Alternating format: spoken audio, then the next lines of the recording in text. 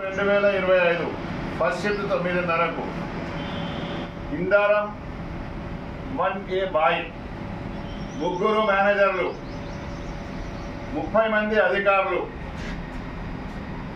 30 ప్రమాదాలు. ఇంతమంది ఆఫీసర్ ఉండి ఏం చేస్తున్నారు అడిగే బాధ్యత మాకుంది. 3 ఆఫీసర్లు, సేఫ్టీ ఆఫీసర్ సేఫ్టీ చూడట్లేదు, వెంటిలేషన్ ఆఫీసర్ వెంటిలేషన్ చూడడం లేదు, general shift under manager working places చూడాలి, అది చూడడం లేదు. బాయి కార్మికులు మస్తర్ పడంగానే 30 నిమిషాల లోపలనే అండర్ గ్రౌండ్ లో పోవాలని బంజర్ రోడ్లో పంపినట్టు పంపిస్తున్నారు.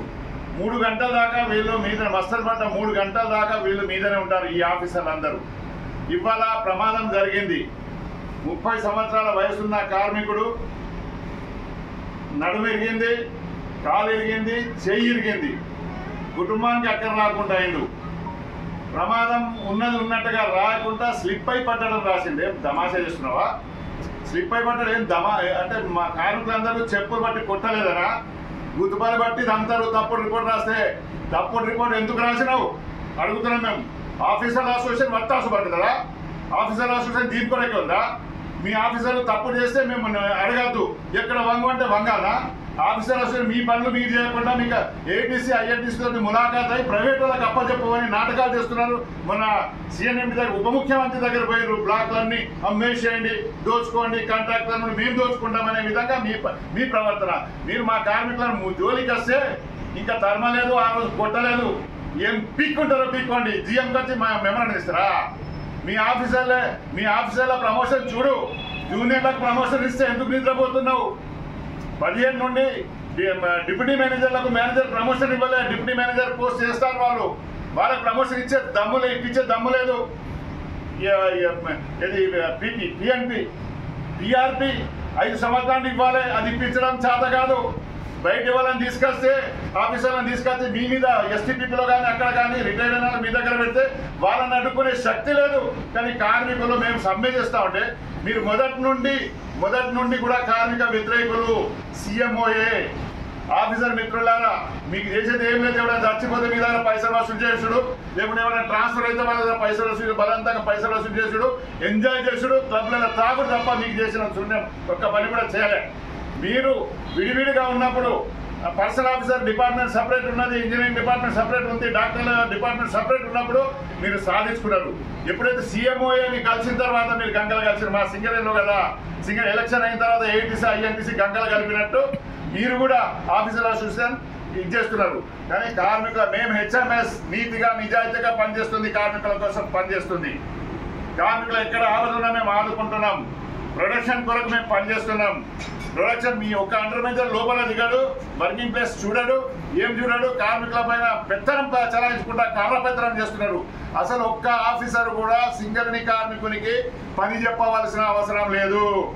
ఎందుకంటే జేబీసీసీఐ అగ్రిమెంట్ ఉంది, స్టాండింగ్ ఆర్డర్ మనకు ఉంది. డైరెక్ట్ సూపర్వైజరే, mining supervisor, electrical supervisor, tender supervisor, మొకద్దం వాళ్ళు పని చెప్పాలి, వాళ్ళకి మీరు పని చెప్పాలి. కానీ వాళ్ళను పక్కన పెట్టి మీరే మొకద్దం పని మీరే, చార్జెంట్ పని మీరే, ఫోర్మెన్ పని మీరే వచ్చే కార్మికులకు పని చెప్పుకుంటే డ్రామాలు నాటకాలు ఆడుతున్న నాటకాలు బంద్ పెట్టండి. మీరు డైరెక్ట్ కార్మికుని చెప్పవలసిన బాధ్యత మీది కాదు. మీరు సూపర్వైజర్ చెప్పండి, మీరు అండర్ గ్రౌండ్ లో దిగండి. మాకంటే ముందు, కార్మికుల కంటే ముందు 30 నిమిషాల ముందు మీరు అండర్ గ్రౌండ్ లో ఉండాలి. ఇవాళ సింగరేణి మేనేజ్మెంట్ చెప్తున్నా నేను, సీసీ కెమెరాలు పెట్టండి మేనేజర్ దగ్గర. మా కొరకు కాదు సీసీ కెమెరాలు, అక్కడ పెట్టండి. ఏ ఆఫీసర్ ఎప్పుడు దిగుతాడు, ఏ ఆఫీసర్ ఎప్పుడు వస్తాడు. ఇంకో విషయం కూడా చెప్తున్నా, ఆఫీసర్ లోపల దిగిన తర్వాత బట్టిగా జంక్షన్లలో పోతాడు, లోపలికి పోతే వెంటిలేషన్ లేదని ఎక్కడ క్వశ్చన్ చేస్తారని జంక్షన్లో పోయి చల్లటి గాలితో వాపస్ వస్తున్నారు. ఏ ఆఫీసర్ కూడా లోపల ఏ జంక్షన్ కు పోయిండో, ఏ వర్కింగ్ ప్లేస్ పోయిండో ఓ చాక్ పీస్ పట్టుకోపోవాలి, దాని మీద గోడ మీద రాయాలి, సిగ్నేచర్ చేయాలి, టైం ఇవ్వాలి. నీ పనితనం కనబడుతుంది. మా కార్మికులకు అడుగుతావా నువ్వు ఎటుపోయినావు, అటుపోయినావు, ఇటుపోయినా? నువ్వు కూడా ఎటుపోయినావు అని మేము అడుగుతాం. మీ ఆఫీసర్లు కూడా అండర్ గ్రౌండ్ లో పోయి సంతకం పెట్టి రావాలి. వర్కింగ్ ప్లేస్ లో ఎక్కడ ఇన్స్పెక్షన్ చేసినావు డేట్ వేయాలి.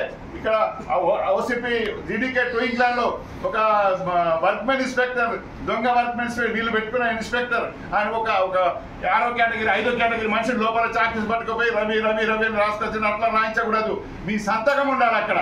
మీ సంతకం ఉండాలి. అప్పుడే మీరు కంపెనీకి బాగు చేయడానికే మీరు engineering mining engineering electrical engineer mechanical engineer తీసుకున్నారు. కానీ మీరు ఆ పని చేస్తున్నారా? ఎవరన్నా ప్లాన్ చూస్తున్నారా?